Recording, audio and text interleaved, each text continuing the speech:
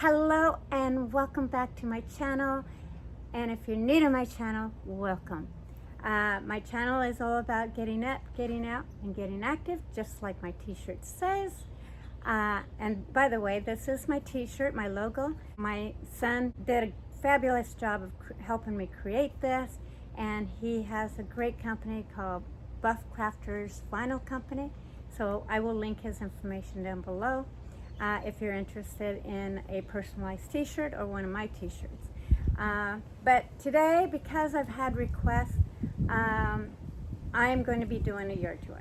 I'm going to start it off with talking a little bit about this pergola. I know you have seen it before, but I have never really taken you in there and actually talked specifically about certain things that I have in there. And then I'm going to turn the camera around. I'm going to walk you through the yard, talk about specific plants. So if you are curious about a plant, leave it on the comments below, and I will do my best to answer that. Because you can't see a grand view of the yard when I'm talking about a plant, I'm going to then do a full walkthrough, and just to give you a bigger bird's eye view of that. And then I'm going to take you on to my porch. I've never talked about my porch. I've never taken you to my porch. And I thought I'd go ahead and share that with you because it used to be our living entertainment area before this came about. Now, we still use it. I still entertain on it. We still go out there and have a cup of coffee or dinner or whatever if we don't feel like walking back here. But, you know, it's just a really nice place, and I've never spoken about it. I've never taken you into it, so I thought I'd share that with you today. So with that being said, if you like this video, give me a like, subscribe. More importantly, get up, get out, and get active. Doesn't matter what it is that you do, as long as you're not sitting back watching TV and doing something. I just happen to be doing a yard renovation, a patio renovation, but I'm a lot more than that. I have a chicken coop tour, so don't miss out on that. So yeah, hit the notification button so you don't miss any videos. With that said, I'm going to turn the camera around and start talking because I've got lots to cover.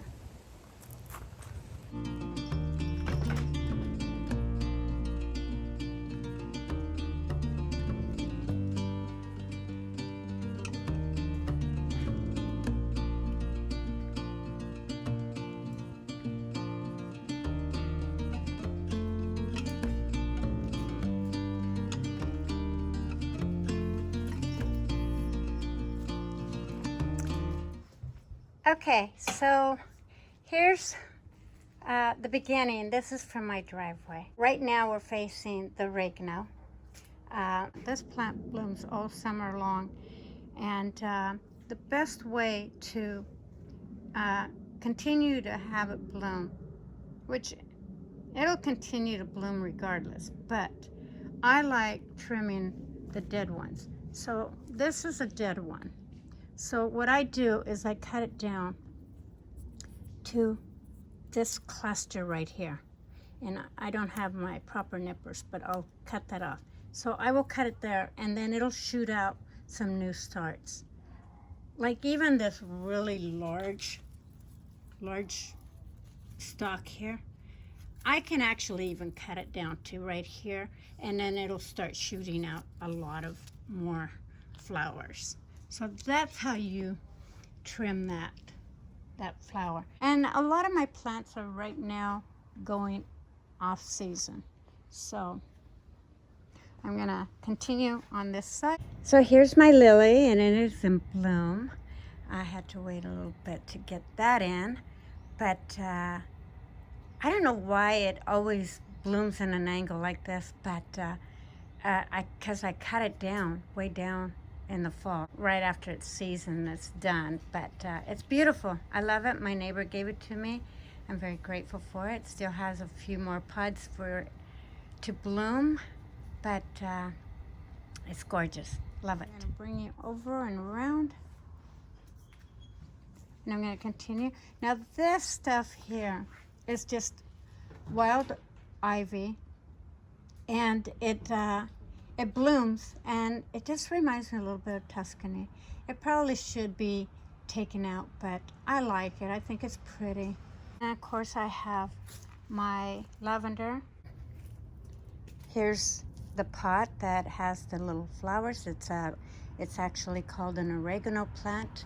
And this is my bee balm. It is in full bloom. It does require full sun.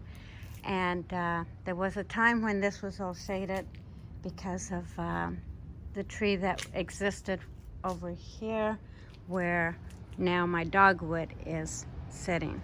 But so I'm kind of happy about that. And then of course my fuchsia that I trimmed this spring, which was really cascading over the center part. So now I'm going to take you, and I have to tell you guys, excuse all the cherry pits.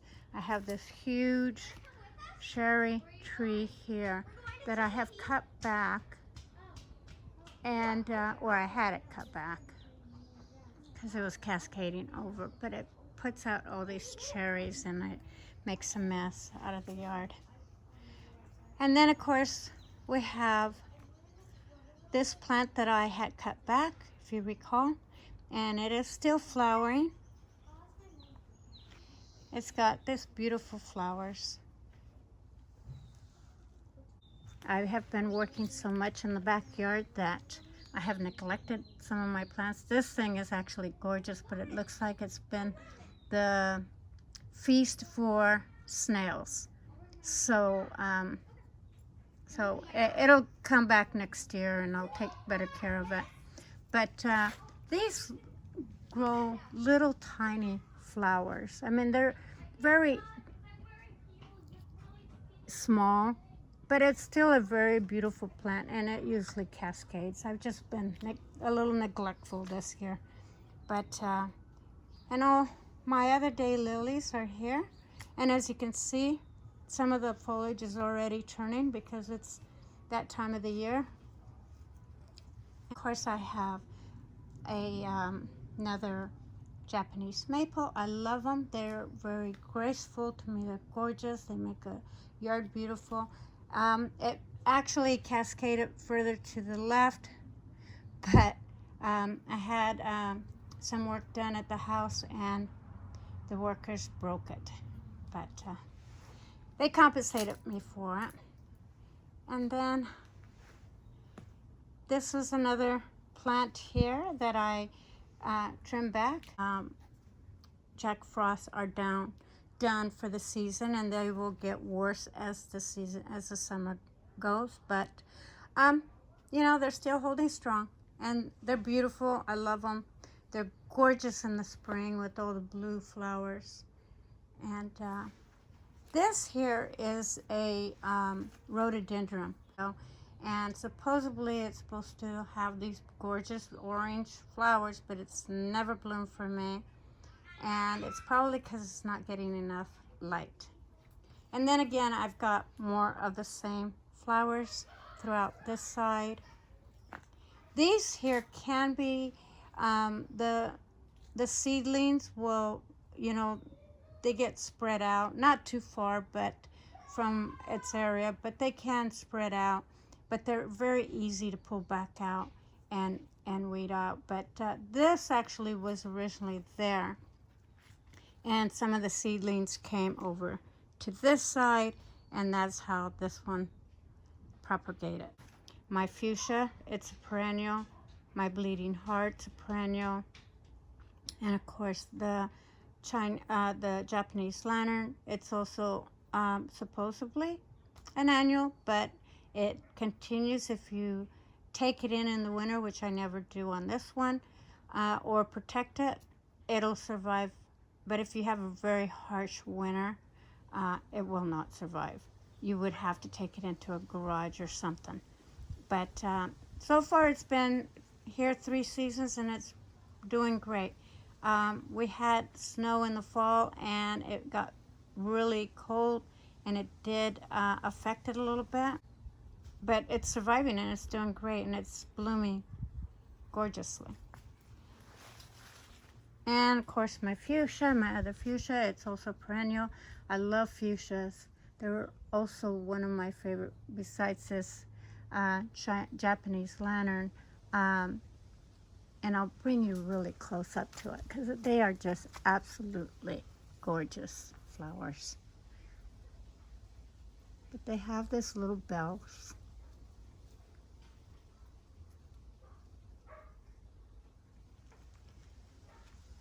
And it continues to bloom. You don't have to do anything. I don't trim it. I don't do anything. It just continues to bloom. And my fuchsia blooms every year, comes back every year. It's been in that same little tiny pot for, I don't know, probably 3 years now. And it's still doing great. And then I have this, which I think it's in the kind of like the star jasmine type family. And all these on this side here, all these plants on this side of the house that are against the house, these ones I do have to tend to water by hand a lot because of until I can get a drip system going again, because of the fact that it's under the eave and it doesn't get any watering. And of course this one gets sheltered. This plant here, I had transplanted it from the backyard years ago, and it's doing really well. It's got some beautiful pink blooms. This is actually the first year since I've moved it that it's gotten a lot of blooms. And the reason for that is because I get more light back here than I used to. And of course my hydrangeas, they're all suffering a little bit. Now this one here, I'm going now to the other side of the yard. And this is another fuchsia, which I absolutely love. And it is gorgeous. And this one is also perennial. And it grows every year. It's a smaller one, and it's getting bigger, but it's still doing really well. And of course, my poor hydrangeas, they just suffered the snails. I didn't put enough snail bait, and they just ate it up like lettuce. And then this is another one of those flowering shrubs. It doesn't flower as well and as often as the one by the small pergola because it is more shaded, and it's also a little slower growing because it is more shaded. And then of course I've got more Jack Frost. I like low maintenance plants. I prefer to have things that I don't have to babysit. And then I've got my fern against this huge cherry tree, and I'm going to swing around because my old decrepit tree, as you can see, it is getting in full bloom, and it is absolutely a gorgeous butterfly tree. I absolutely love it, and it blooms all summer, so it'll continue to bloom into, I believe, really close to fall, at least to the end of summer anyway. And it's just gorgeous. And then I'm going to turn around because this is also a butterfly plant. This is my Jack Frost. If you can see, there's this beautiful little blue flower.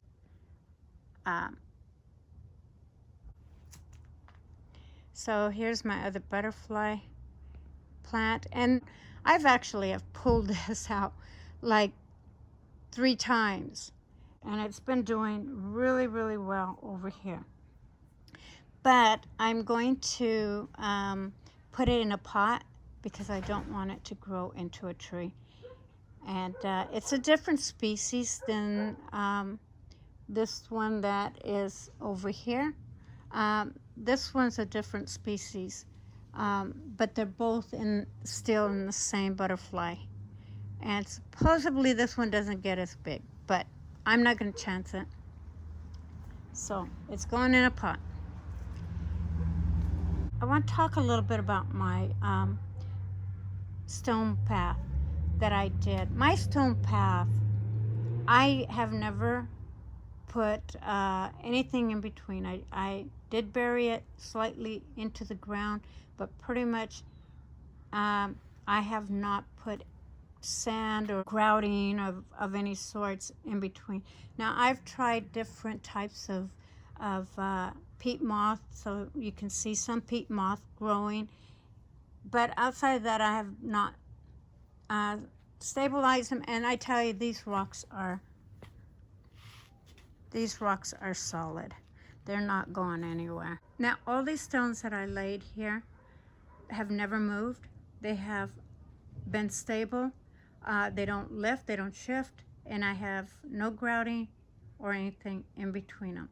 I did, when I actually laid them out, I did dig them just slightly into the ground, but outside of that, they have never moved. My only regret is that some of them were a little bit thinner than I would have liked. So I have maybe 3 that probably split, but they still have not moved. So I'm okay with it. And there's my little reindeer. And do you guys see my, I don't know, what do you call that? A python. I found this python head hiking one day, and I just happened to have a rock that kind of went with it, so I thought it was a good place for it. Kind of interesting. And then of course my container, I really need to replace that. I just haven't taken the time, but there is another lavender right there. And this is that other plant that I trimmed back this year as well. And the butterfly plant was the other one that I trimmed it back. But all my plants are doing really, really well. So I cannot complain. And my fern, of course, my fern was, you know, this rose bush was just cascading so far over this fern and all these. I have another rhododendron back there with a fern in front and a Jack Frost, and that needs to be spaced out. I probably will do that this fall. I will, when I cut back everything. But all that rose bush just cascaded over everything. Now in between this rock here, this formation that I did, this round circular thing, I got all those stones, which is basically a broken up driveway. It was from a neighbor down the street, and they were redoing their driveway, and I just thought that I'd do something artistic, and so that's where that is. Now I tried laying a ton of different things in here, different types of creeping thyme, peat moth, I mean, you name it, and none of it really took off until we cut down a huge tree, and I will explain that as I turn around. But now my peat moth is all taking off. The creeping thyme, which is this one right here, is all taking off, and I will probably buy more creeping thyme, because really that was my ultimate plant that I really wanted there. So circling back, this is a beautiful succulent. It blooms all summer long, and I just absolutely love it. Again, I will link all the names of all these flowers, so if you have any questions. If I don't name them, it's because I don't know the name right off the bat. This one here is a large maple hydrangea. Isn't that just gorgeous? I mean, it is absolutely gorgeous. It doesn't smell or anything, but it is just absolutely gorgeous. And it comes in a variety of colors. I just thought that white would be a really good contrast to the yellows and the pinks around it, and And of course my Japanese maple. It's been here for probably 5-6 years. In fact, this whole area right here, I had to pull every plant out because we had where my little tree here, this is a red Patio, and I will link down the name of it. It blooms like the same color as these flowers here. But there used to be a huge tree that I was told it was basically a weed, and that grows into a tree, and they're invasive, and eventually would have come down. So my neighbor talked us into tearing it down, and I replaced it with a dogwood. And then of course I've got my silver beacon here, and it's, you know, as summer comes along, they start kind of drooping a little bit more, but they're still doing good. And all my plants that I transplanted are doing fabulous, so no complaints there whatsoever. And this is a wild rose, and it is gorgeous. It I don't even know how it's even surviving, because I had to pull everything out, so it must be really rooted. But yeah, I love it, and it's beautiful, and it's healthy, and I'm glad it's surviving. So now we're gonna go to this side, and here by my mailbox, this is a gorgeous, gorgeous Clematis, and I'm gonna take you around the fence because the bloom is on this side of the fence, and that's what it looks like. It is gorgeous, and again, it requires full sun, but I really, in the springtime, it does have full sun, but once this tree right above it, you know, really gets its full foliage, it's pretty much in shade. So, and it does fine. So maybe it just requires part sun. But yeah, and the name of it is the President, and it grows about 36 inches wide and about 12 feet in height. It's only about, I have 2 different species there, and I don't know what the other species is. And I haven't seen another bloom, type of bloom. Maybe they're both the same. But this is about, I think, the 2nd season that I've had it, and this is the 1st year that it's actually bloomed a lot for me. So I'm excited to see what it does down the road. And here I have some more creeping thyme. It's a different type of creeping thyme, and so it's a taller type creeping thyme, but it's considered a steppable still, and I'm hoping that it'll continue to feel. I know that the peat moth is starting to take off, and it's starting to look good. I thought of grouting and putting cement in between, but you know what? These stones are heavy, and they're not going anywhere, so they're pretty stable. And it just goes to show that you can put them. The only reason I grouted the ones underneath the big pergola is because I'm going to have chairs, a table and chairs. And then, of course, this is kind of in the hydrangea family as well. It grows little tiny pink flowers. They're super, super fragrant.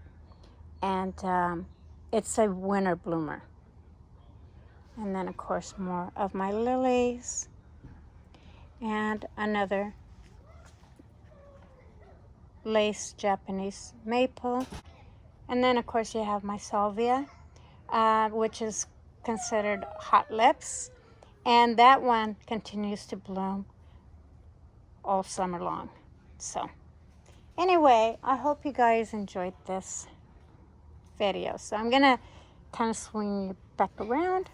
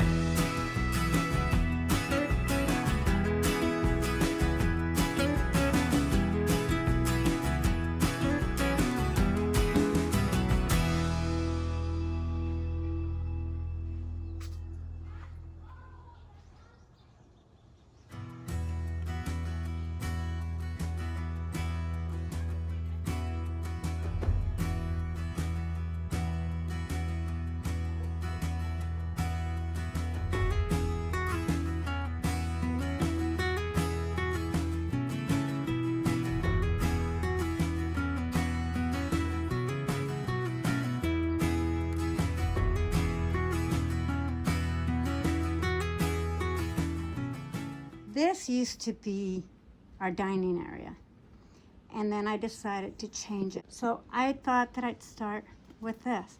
As you can see, my banana tree, if I'll link up the video where I mentioned, I was showing it, I think in springtime, that it was had some life, but it does die down in the winter, but it comes back every year. And this time it didn't come out quite as tall.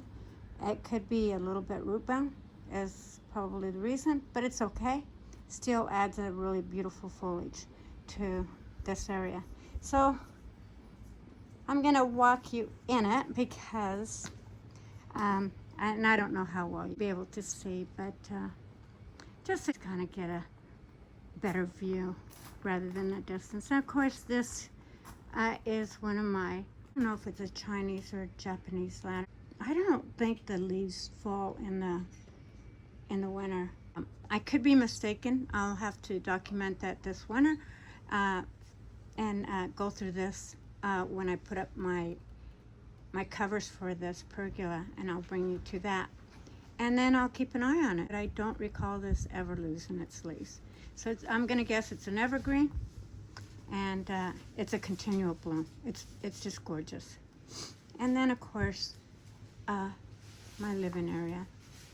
At one point, I'm going to try to find me this same print of the horses, and because it's getting pretty faded. And but having this pergola has been a real bonus, because now I don't have to take my stuff in the winter. I close it up for the winter, and still having access to get in there and starting a fire, you know, fireplace, and enjoying this area in the winter.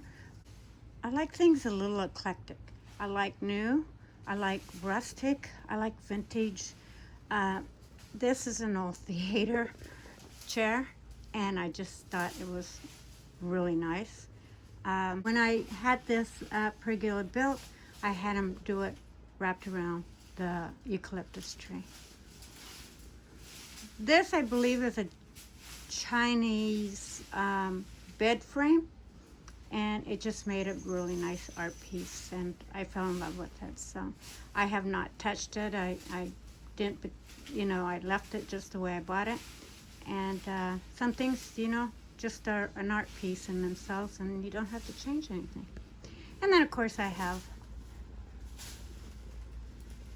my backyard here that faces from the sitting area. Okay, since I brought you through that, now I'm going to start with the yard tour. This wild rose bush, and I don't know the specific name. I think I wrote it down on one of my videos, so I'll have to look it up again. It's a continual bloom, and this is about as tall as it's going to get. At least from what the description said, that this was about as tall as it's going to get. 3 feet by probably 2-3 feet wide. The only thing about this is that the wind blows, and it blows all those little beautiful flowers, because it is very delicate. But it continues to bloom. As you can see, there's just tons and tons of buds. It's just one bud after another, just ready to bloom when one falls off. And then of course my clematis.